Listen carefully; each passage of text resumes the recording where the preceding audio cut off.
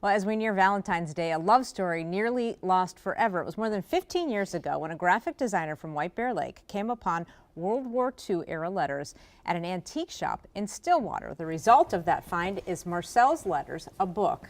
And the graphic designer that found those letters, Carolyn Porter, joins us now to tell us more. They have not given me enough time to talk to you about this fascinating story. So the point is, you were shopping, you found these beautiful letters. Why do we say you're a graphic designer? Because the reason you bought the letters was because of the handwriting. Right, and I wanted to find letters that I could use as the basis for a font. And Marcel just had beautiful handwriting. And as I was standing in the store, I knew immediately I was going to use his handwriting for the basis of a font. Now, 15 years later, it's a book that you have written Right. because of the content of those letters. Right, right. Which I had no idea of in the store. The letters were written in French. I don't speak French, and at the time it didn't matter. But I had one letter translated, and it turned the journey in a completely different direction. These were love letters that Right. Marcel had written to his family, right? Right, right, to his wife and his 3 young daughters. And they were back home in France. He was in a labor camp in Berlin. And these letters just include the best and the worst of humanity. Everything that he experienced while he was there. Right, everything he could write about. Right. But beautiful words of love for his wife, telling her, for example, he sends her a kiss every night. And words of advice for his young daughters, but also explanations of what life was like inside the camp. So what made you decide that you were going to turn these letters into a book?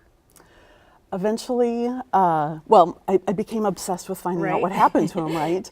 And eventually, the whole story, it was bigger than me, bigger than the font, bigger than him. It was just a story that needed to be told. And so we won't give away how the story ends, because that's obviously Appreciate part of the book. But what do you want readers to know about this journey that you're taking them on? Anybody is capable of uncovering a story from history that needs to be rescued.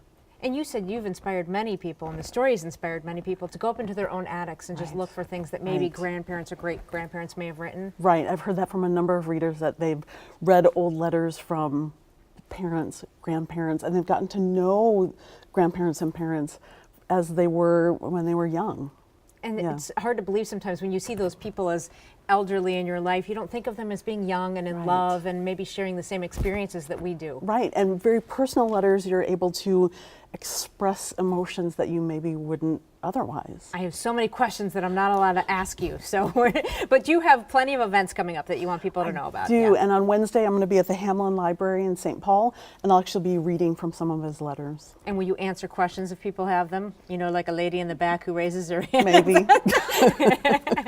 Carolyn, thank you so very much. What a fascinating story. Thank you. And again, she has a number of book events in the Twin Cities, Hamlin Library on Wednesday, but if you want to find out more, go to our website, KARE11.com, and you can find out all the information right there. Carolyn, thank you so very much. Thank you. All right, we'll be right back.